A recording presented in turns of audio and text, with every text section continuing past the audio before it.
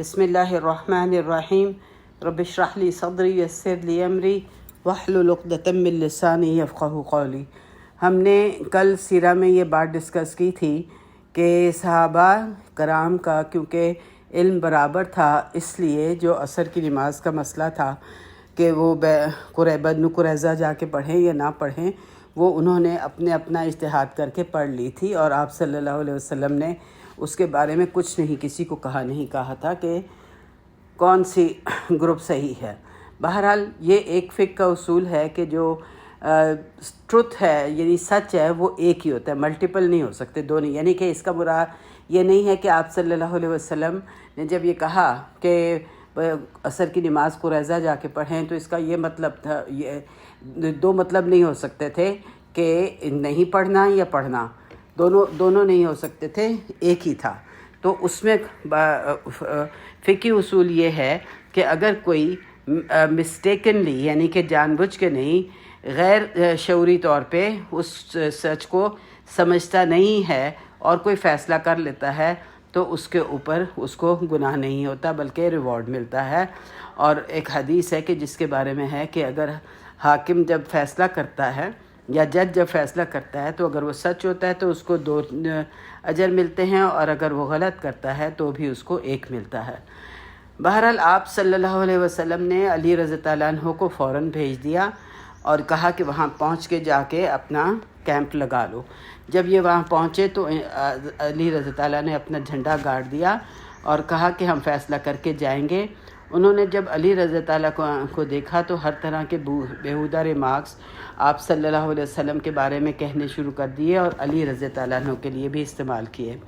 आप सल्लल्लाहु अलैहि वसल्लम भी जा ही रहे थे, रास्ते में ही थे और सहाबा के डिफरेंट ग्रुप्स जा रहे थे, कोई कहीं से जा रहा था, कोई कहीं से, सब मुख्तलिफ़ टाइमों पे निकले थे, सब पहुंच रहे थे।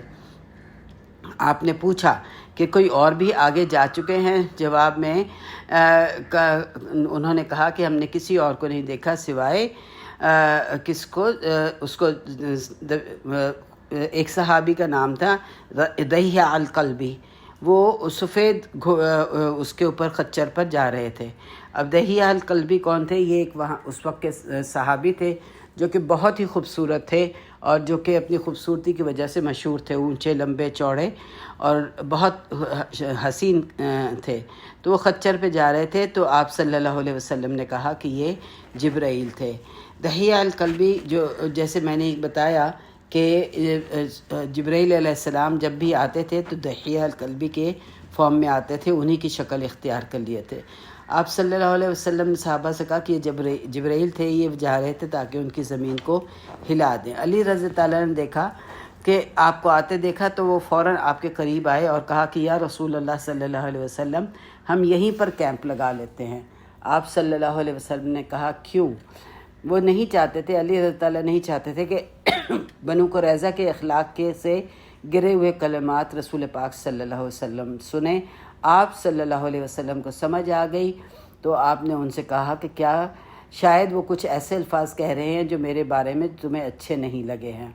तो फिर आपने अली रज़ी अल्लाह से कहा कि जैसे ही वो मुझे देखेंगे वो कुछ न कह सकेंगे। जैसे कि पहले बयान हुआ है कि यहूद किलों में रहते थे और इनके किले बहुत मज़बूत थे और बहुत मज़बूत किले थे और मुसलमानों के पास वो इल्म या हथियार न थे जो कि इन किलों को तोड़ सके। लिहाजा अगर कोई और तरीका था इनको किलों से निकालने का तो वो यही था कि मुहासरा कर लिया जाए। तो इस पर आप सल्लल्लाहु अलैहि वसल्लम जब वहाँ पे पहुँचे तो आपने कहा उनसे कि ऐ यहूद, क्या अल्लाह ने तुम्हें ज़लील नहीं किया कि अब भी ना मानोगे? क्या अल्लाह का गुस्सा क्या तुम पे नहीं नाज़िल हुआ? तो उन्होंने वहाँ से जवाब दिया कि ओ अबुल कासिम, तुम वो हो जिसने कभी कोई यानी बेहुदा हरकत नहीं किया है, गलत काम नहीं किया है। असल में मुराद ये थी कि हमें छोड़ दो। आप सल्लल्लाहु अलैहि वसल्लम ने उनसे कहा कि तुम हथियार डाल दो, सरेंडर कर दो, करने को कहा, मगर उन्होंने इनकार कर दिया। उन्होंने कहा हम सरेंडर नहीं करेंगे। लिहाजा आप सल्लल्लाहु अलैहि वसल्लम ने मुहासरा कर लिया और ये मुहासरा भी तकरीबन 25 दिन तक जारी रहा। अब हम सोच सकते हैं कि अभी 20-25 दिनों का मुहासरा का خندق میں محاصرہ تھا یعنی انتظار تھا، اور یہاں پہ بھی اب 20-25 دن ہو گئے تھے، یعنی مسلسل 2 ماہ کی لگاتار مشقت تھی۔ جب کافی عرصہ گزر گیا، یعنی کہ جو کعب بن اشرف تھا جو کہ لیڈر تھا بنو قریظہ کا، اس نے اپنے لوگوں سے کہا کہ میں تمہیں 3 چوائسز دیتا ہوں۔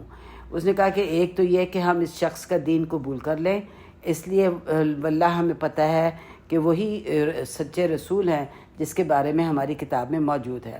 اگر ایسا نہیں تو پھر اگر ہم ایسا کریں گے تو ہماری جانیں اور مال محفوظ رہے گا۔ تو اس بات پہ ان کی قوم نے کہا کہ ہم بالکل بھی ان کا دین اپنا دین نہیں چھوڑیں گے اور نہ ہی ان کا دین اختیار کریں گے۔ اس کے بعد اس نے دوسری چوائس دی کہ ہم خود ہی اپنی فیملیز کو مار دیتے ہیں، اور پھر ہم سب مل کر مرد جو ہیں جب باہر جا کے تلواروں سے شدید وار کریں گے، اگر مر گئے تو ختم، اگر جیت گئے تو اور بہت عورتیں ہیں ہم ان سے شادی کر لیں گے۔ اس پہ بھی ان کی قوم نے انکار کر دیا۔ تو پھر اس نے تیسری چوائس دی کہ پھر ہمارے پاس ایک ہی چوائس رہ جاتی ہے کہ ہم ایک خفیہ اٹیک کر دیں اور سرپرائز اٹیک کریں، اور وہ ایک ہی دن ہے اور وہ سبت کا دن ہے۔ وہ توقع نہیں کر رہے ہوں گے کہ سبت کے دن ہم کچھ بھی کریں گے تو ہم سبت کے دن اٹیک کرتے ہیں۔ لیکن اس پر بھی قوم نے انکار کر دیا، تو کعب بہت ناراض ہوا اور اس نے کہا کہ تم لوگ اگر میری کوئی بات نہیں مان رہے تو پھر انجام تمہارے سامنے ہے۔ اس کے بعد انہوں نے ایک شخص کو آپ صلی اللہ علیہ وسلم کے پاس بھیجا اور یہ کہہ کے کہ ہمیں وہی رخصت دے دو جو تم نے بنو نذیر کو دی تھی، یعنی کہ اپنے اونٹوں پہ جتنا لاد سکتے ہو لے کے چلے جاؤ، تو ساری زمین جو ہے وہ چھوڑ جاؤ اور اپنی فیملی کو اور جو بھی اونٹ پر سوار ہو سکتا ہے اور سوار کرو اور چلے جاؤ۔ تو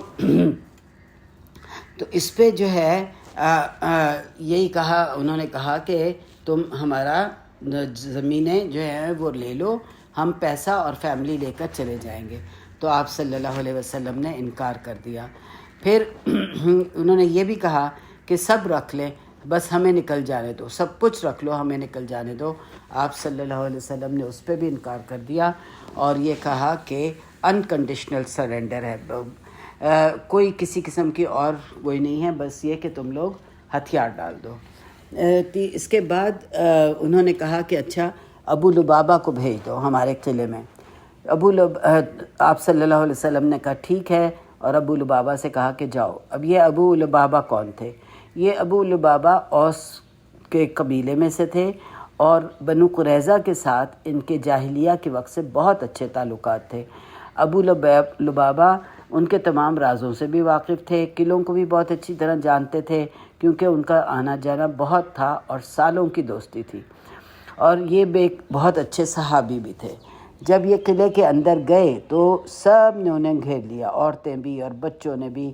انہوں نے رونا شروع کر دیا اور کہا کہ دیکھو ابو لبابہ ہمارے لیے کچھ کرو، ہمیں یہاں سے زندہ نکلنے دو۔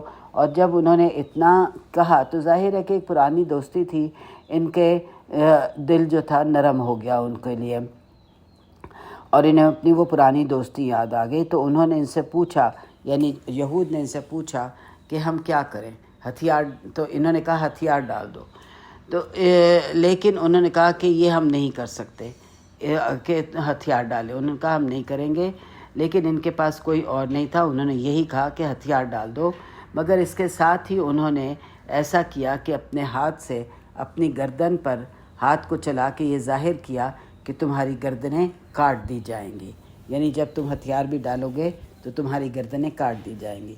ابو لبابہ خود یہ کہتے ہیں کہ جیسے ہی میں نے یہ کہا تو مجھے سمجھ میں آ گیا کہ میرے قدم ہلے نہ تھے کہ مجھے سمجھ میں آ گیا کہ اور پتہ چل گیا کہ میں نے اللہ کے ساتھ اور اس کے رسول کے ساتھ خیانت کر دی ہے۔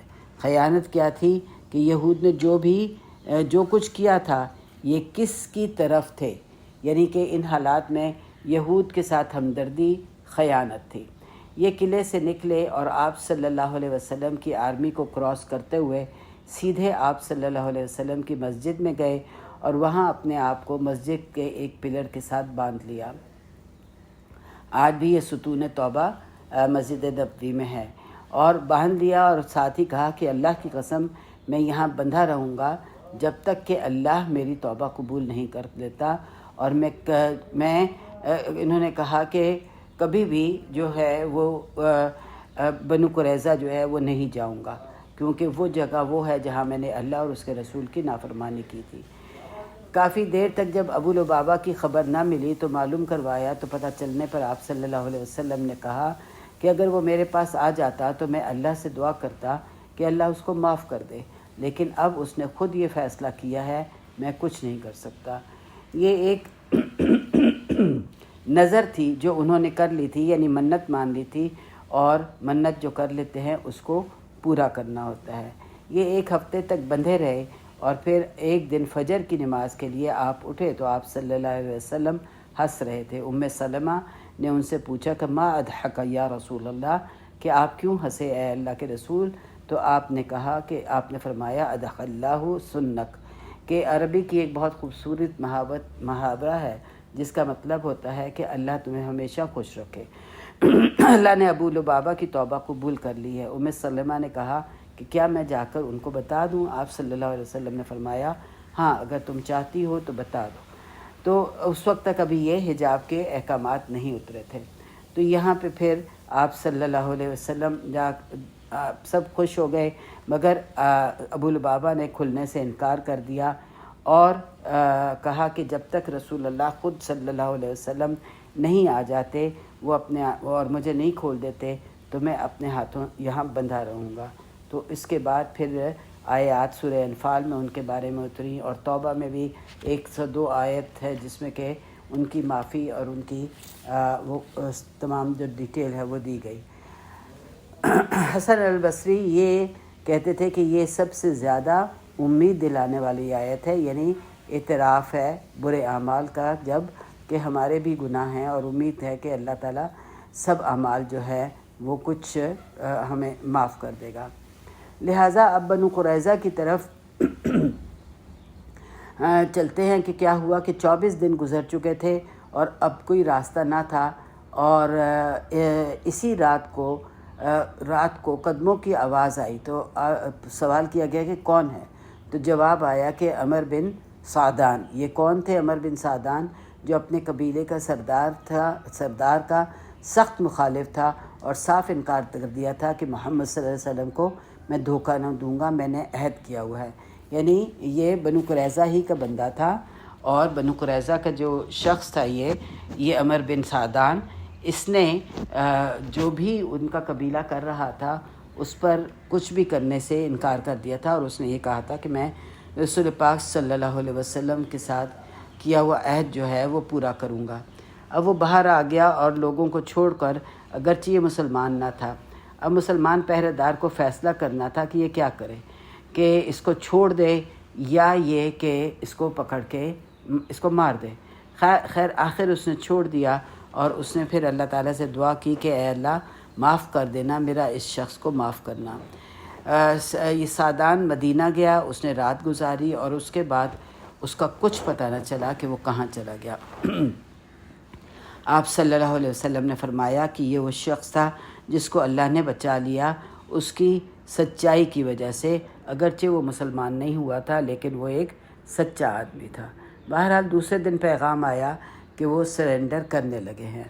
تو اوس نے لوگوں نے آپ کے چاروں طرف تو اوس کے لوگوں نے آپ کو چاروں طرف سے گھیر لیا۔ اب جب ان کا سرنڈر کا پیغام آ گیا تو جو اوس قبیلہ تھا اس نے آپ صلی اللہ علیہ وسلم کو چاروں طرف سے گھیر لیا، کیونکہ ان کا بنو قریظہ جاہلیہ کے وقت سے بنو قریظہ کے ساتھ بہت اچھے تعلقات تھے اور بہت دوستی تھی۔ تو ان لوگوں نے آپ صلی اللہ علیہ وسلم کو گھیر لیا، اور آپ صلی اللہ علیہ وسلم سے ریکویسٹ کرنے لگے کہ آپ رحم کریں، آپ انہیں چھوڑ دیں جیسے آپ نے بنو نذیر کو چھوڑ دیا تھا۔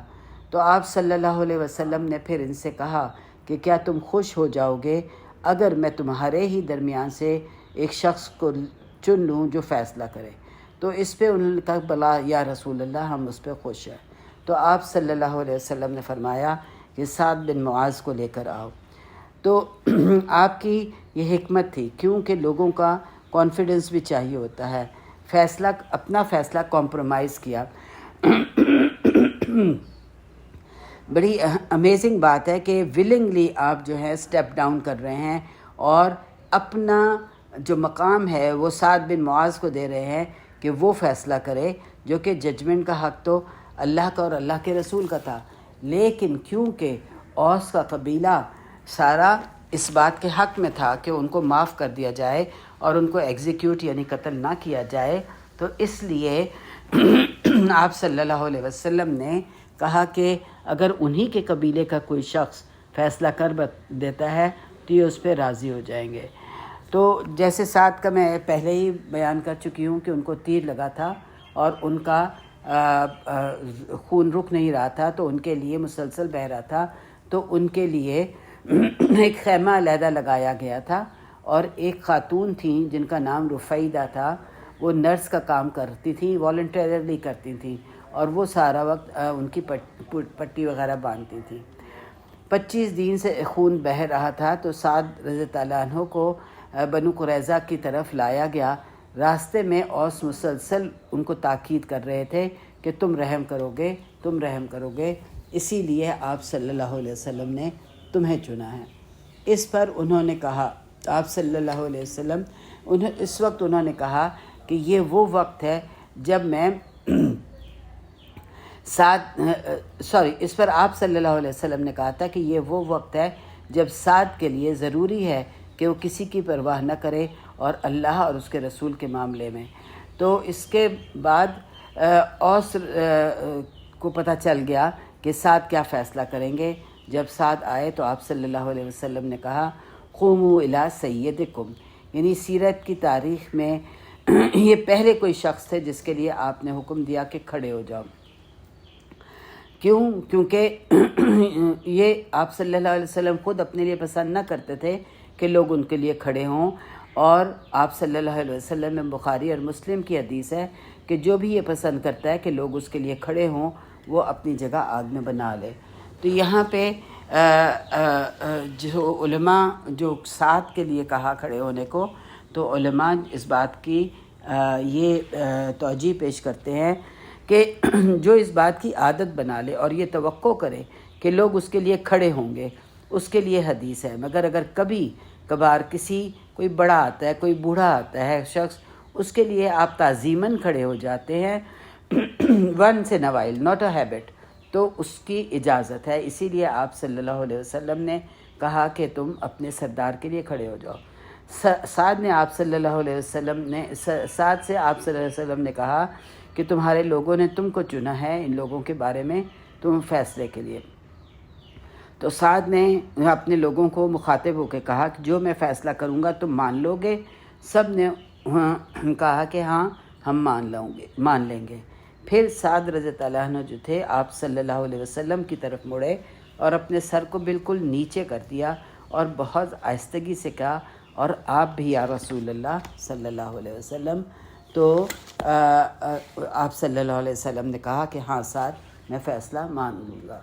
تو پھر سعد نے فوراً فیصلہ کیا کہ اس پر میرا فیصلہ ہے کہ مرد قتل کر دیے جائیں، اور ان کا مال جو ہے وہ سارا اور عورتیں اور بچے غلام بنا لیے جائیں، اور مال سارا جو ہے مسلمانوں میں ڈسٹریبیوٹ کر دیا جائے، کوئی لمحہ ضائع کیے بغیر۔ تو آپ صلی اللہ علیہ وسلم نے سعد سے کہا کہ اللہ کا فیصلہ تھا 7 آسمانوں کے اوپر، لہٰذا مردوں کے ہاتھ باندھ کر لے جایا گیا اور باری باری سب کو قتل کر دیا گیا، صرف جو چھوٹے بچے تھے وہ چھوڑ دیے گئے۔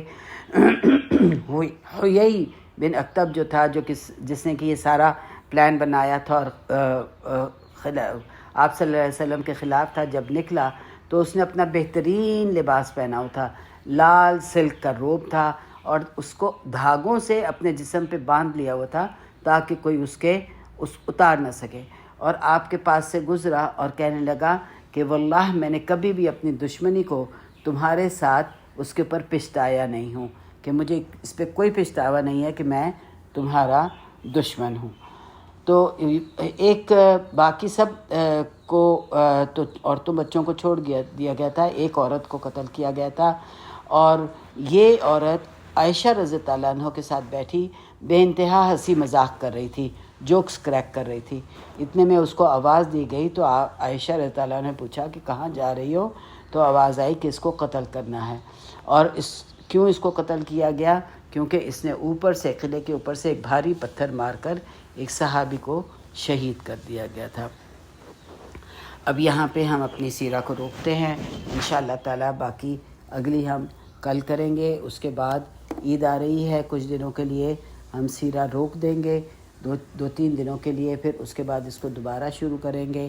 ابھی یہ 1-2 دن اور کرتے ہیں انشاءاللہ تعالیٰ، پھر آگے اللہ تعالیٰ نے زندگی دی تو ضرور آگے پھر ہم اس کو کنٹینیو کریں گے۔ میری آپ لوگوں سے ریکویسٹ ہے کہ ہم نے ابھی تک جتنی بھی سیرہ سنی ہے اس پہ ہم لوگ غور و فکر کریں، اور جس میں بھی جو بھی آپ کے احکامات یا آپ کی سیرہ ہے اس پہ ہم عمل کرنے کی کوشش کریں۔ آمین۔ ربنا تقبل منا انک انت السمیع العلیم وتب علینا انک انت التواب الرحیم، وصلی اللہ علی نبینا محمد وعلی آلہ وصحبہ اجمعین، وآخر دعوانا الحمد للہ رب العالمین۔